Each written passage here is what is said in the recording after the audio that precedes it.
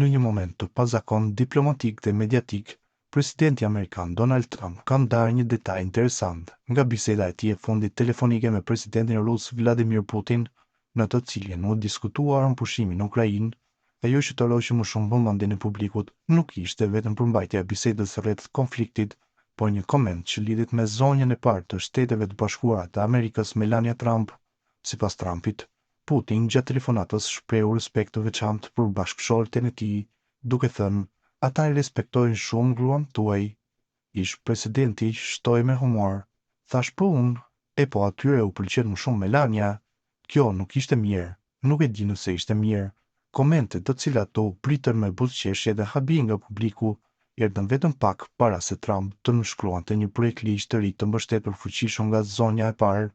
Ligji i ri, i njohur si Take Down Act, akt për të hequr, synon të mbrojë qytetarët nga shpërndarja e imazheve apo videove seksuale pa pëlqimin e tyre, përfshirë edhe përmbajtjen e krijuar artificialisht, të njohur si deepfake. Ligji ka marrë vëmendje të madhe në një kohë ku teknologjia e inteligjencës artificiale po përdoret në mënyrë gjithnjëherë më të përhapur për të manipuluar pamje dhe video, duke ndikuar seriozisht në jetën dhe reputacionin e individëve. Melania Trump, e cila rrallëherë flet publikisht, mbajti një fillim të veçantë me rastin e kalimit të këtij ligji, duke i quajtur një fitore kombëtare. Në fjalimin e saj, ajo shprehu shqetësim të thellë për ndikimin që teknologjitë e reja po kanë mbi fëmijët dhe shoqërinë në tërësi.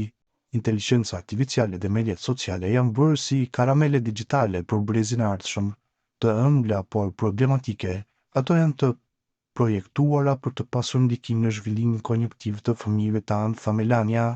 Ajo theksoi se ndryshe nga sheqeri, këto teknologji të reja mund të shndërrohen në armë, të formësojnë besimin, të ndikojnë emocione dhe madje edhe të bëjnë vdekjepruese.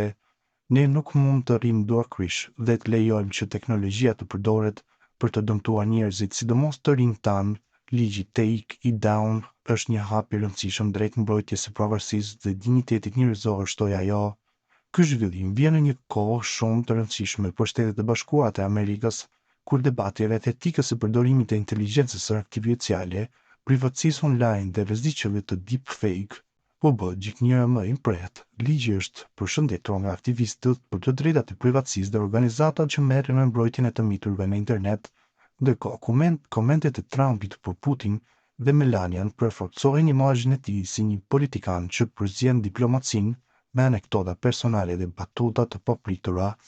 Përkundër çështjeve të rëndësishme në tërez, si konflikti në Ukrainë apo tensionet ndërkombëtare, Trump shpesh përdor këto momente për të tërhequr vëmendjen publike dhe për të krijuar një lidhje emocionale me bazat e tij elektorale.